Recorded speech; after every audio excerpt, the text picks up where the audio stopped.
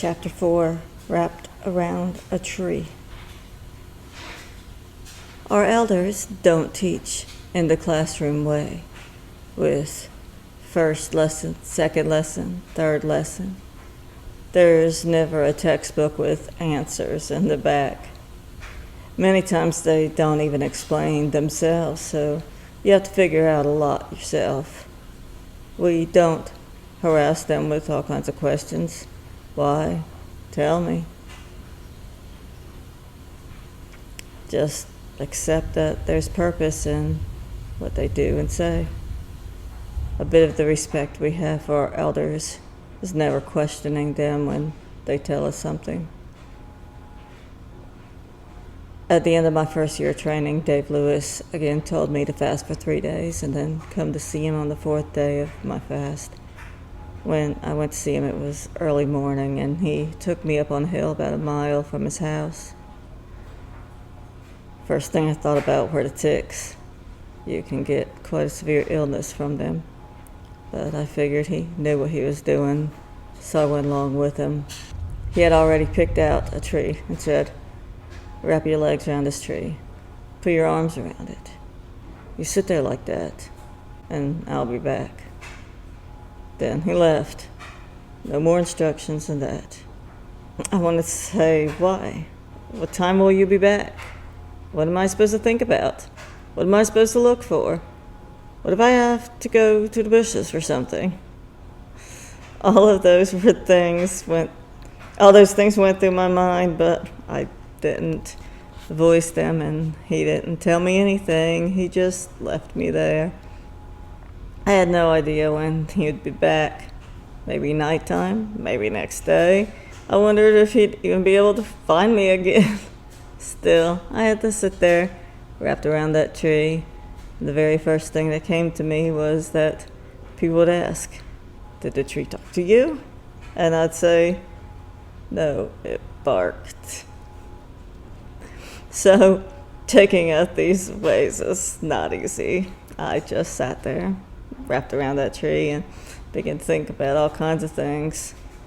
Why should a grown man like me be sitting wrapped around a tree like this? I began to think of many people I knew.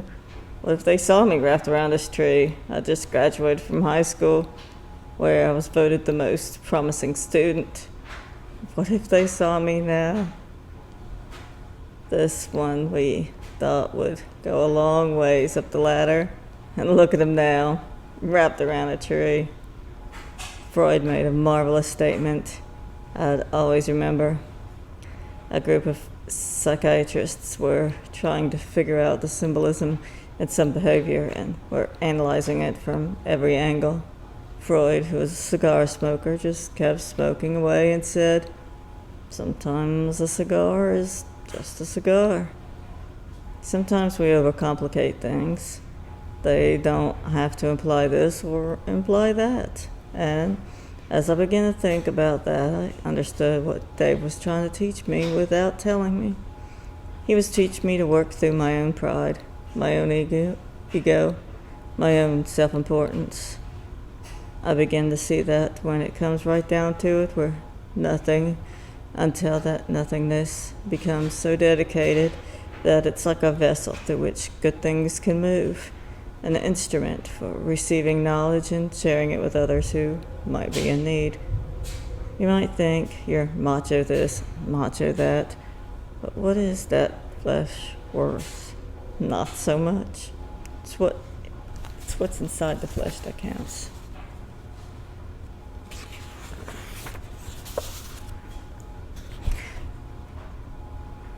Okay, that's what he wants me to work through. I'll sit here as long as he wants me to.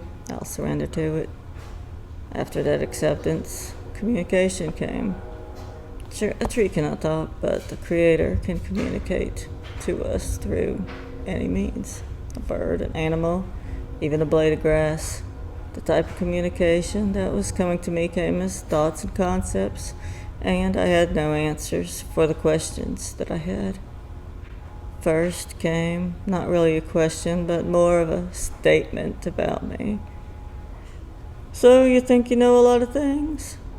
I couldn't say anything. I just sat there, Besides, it would look silly me talking to a tree. Don't you know that the only thing you can say you actually know is that which you have experienced? Other than that, it's hearsay. Immediately, I thought about all the books in the library: mathematics, physics, philosophy, psychology books, then books on sociology, anthropology, human behavior, and the various cultures in our modern society. A whole flood of ideas kept flowing through my mind, whole libraries worth of books. And the tree seemed to know my thoughts. Yeah, you've read a lot of books, but it's someone else's thoughts and experience in those books. To you, it's hearsay, because you haven't experienced it. You don't know. You only know something about it. You can take a course in child development and think you're prepared for parenthood, but till you have a child of your own, what you've been taught doesn't mean a thing to you. So it comes back to our old teaching. Never claim to know anything until you have experienced it yourself. This doesn't mean you quit going to school or reading, take all kinds of courses and read whatever you want to stimulate your potential. But you can't really say that you know it when it's somebody else's experience you're studying. Go out and do it yourself. Then you can say you know it. So that's what he had wanted me to learn, wrapped around that tree. Someone always given to trying to explain things might want to analyze the whole process, but I just left it the way it was, because to me it was meaningful to experience that lesson. I didn't catch it at first, but the lesson was right there. I had to toss my exaggerated self-importance out the window. I had to work through my pride to become just a human being. At sundown, Dave finally came back. Okay, you can let go now. I want you to learn to be like that tree. If that tree could only talk, it would tell us many things. When you're learning something, don't be yakking away. Learn to listen. Listen to the wind. If you're walking along, a convoy of birds suddenly flies up in the air, stop. Something disturbed them. What was that something? Another animal? Another human being? So the rest of that evening and the way into the night, he talked to me about the importance of learning to observe. When we perceive any situation, whether it's an activity, a sport, a flight, or anything else, it's important to be able to observe without getting emotionally involved. When you see someone in great pain, your emotions may want to jump in so you can both have a good cry together. Someone who cries with them might help a little, but very little. You can be a great help if you are strong enough to lift that person's spirits up and not allow your emotions to get in the way. It's called empathy. You put your mind in that person's situation, but only your mind, while you stand in a safe place and try to bring that person to the same point of safety as you are.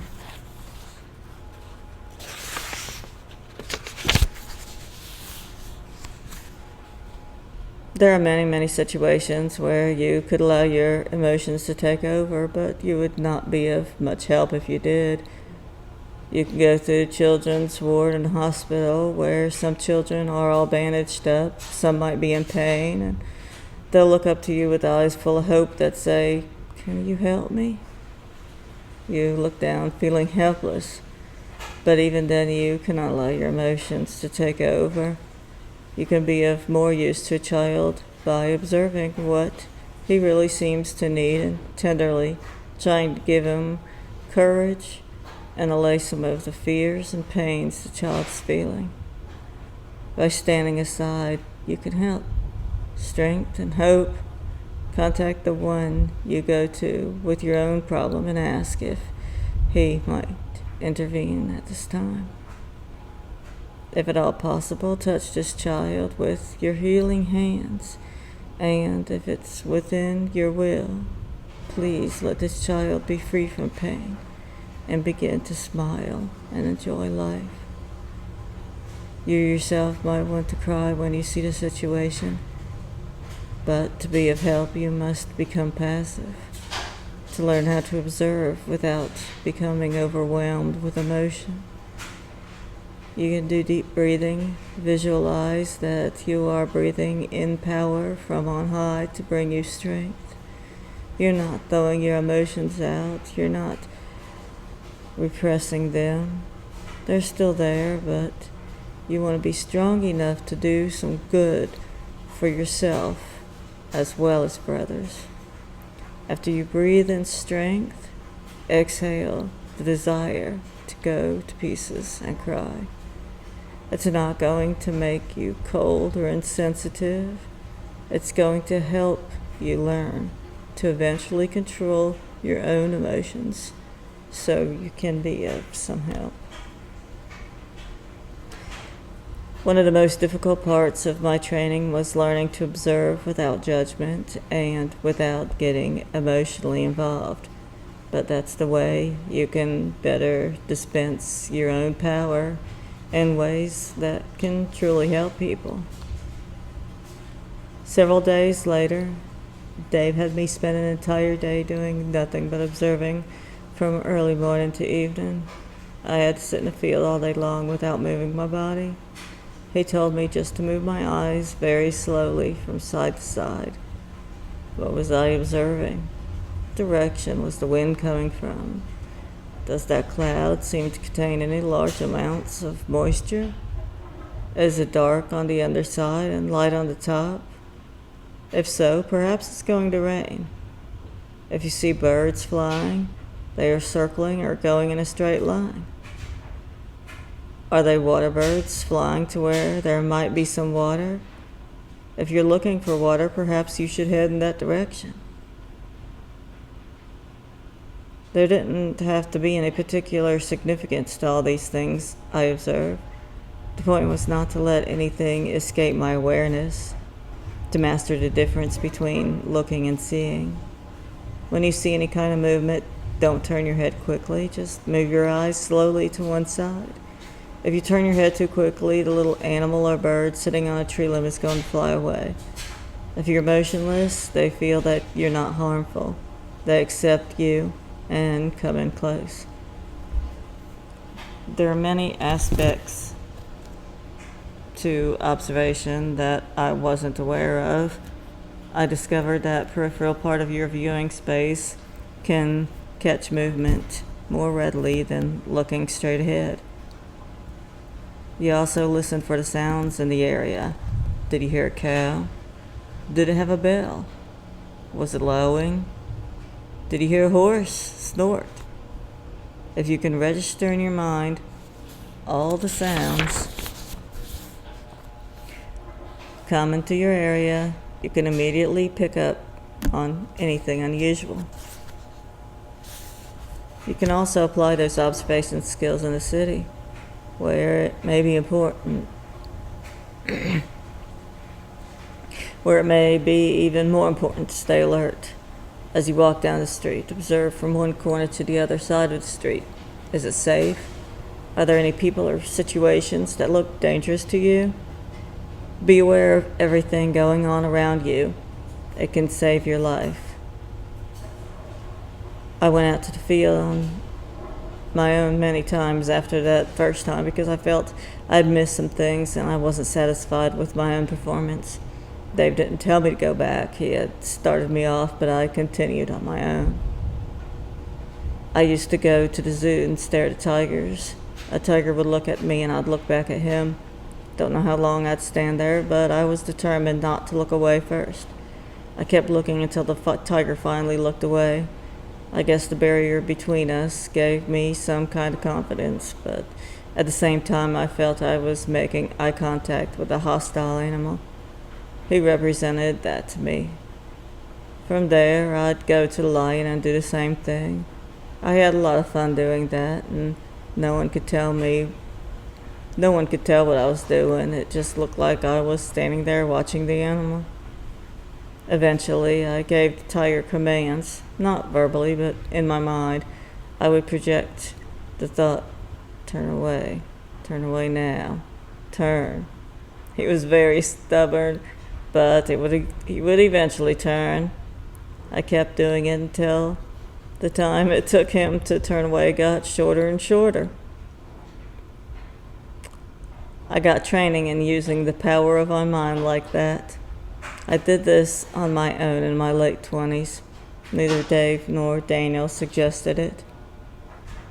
We can apply observation to almost any walk of life.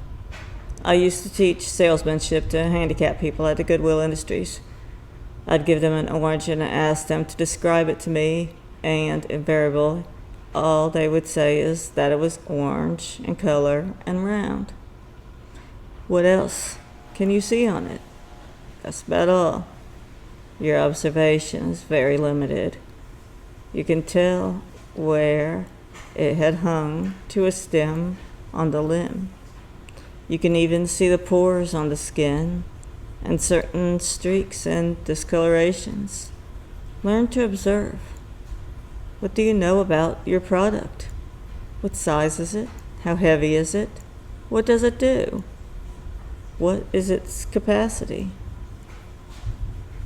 They thought they had seen all they could, and yet as they kept trying, they could come up with more. As time went on, they were able to do much more selling.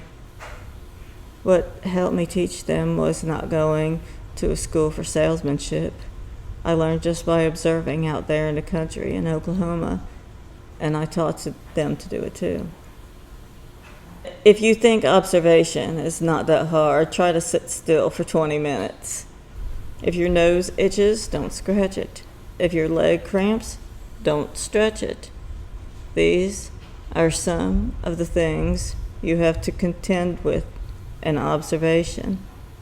It's far-reaching training that enables you to take a whole situation in seconds. The benefits of observation can manifest in all sorts of surprising ways. I started fancy dancing when I was in high school. Today, children start out real young if they're going to be serious athletes or dancers, but I got a late start. Fancy dancing started with Buffalo Bill's Wild West show around the end of the 19th century. Buffalo Bill wanted Indians to dance as part of the show, but it wasn't appropriate for Indians to perform their ceremonial dances for entertainment. So, as a result, fancy dancing was created. It's a very beautiful and energetic type of dancing, and the dancers wear elaborate costumes covered with feathers, bustles, and bells. I did the war dance at fancy dancing in the summertime, and that took quite a bit of stamina, especially if you were in contention for the first place and you had to dance over and over again, sometimes in hot weather. I had good endurance because I've always been a runner, but much of my skill at dancing came from my powers of observation. In dance contests, you have to stop with both feet on the ground when the song ended. If you didn't, you were disqualified. Most songs had predictable endings. When the song is going to end, there's a certain beat to indicate they're getting to the last phrase of that song, and you're all set for it. But at intertribal gatherings, the Ponca tribe had what were called trick songs. They would be singing along and stop abruptly without any warning. It wasn't used all the time, but a trick song was a good way to get a lot of dancers disqualified all at once. Because of my training and observation, I was usually able to anticipate when the trick song would end, so I was rarely disqualified. Dancers generate a certain rapport with the vibration of the drum and the singing. While I was feeling the songs, I was able to detect something from the singers that told me the song was about to end. I have no other way of explaining how I knew that it was going to end, other than to say that I had a rapport that put me in tune with the drum and the singers. I would stop just in time. That's how I kept winning contests over dancers who'd been dancing a lot longer than me.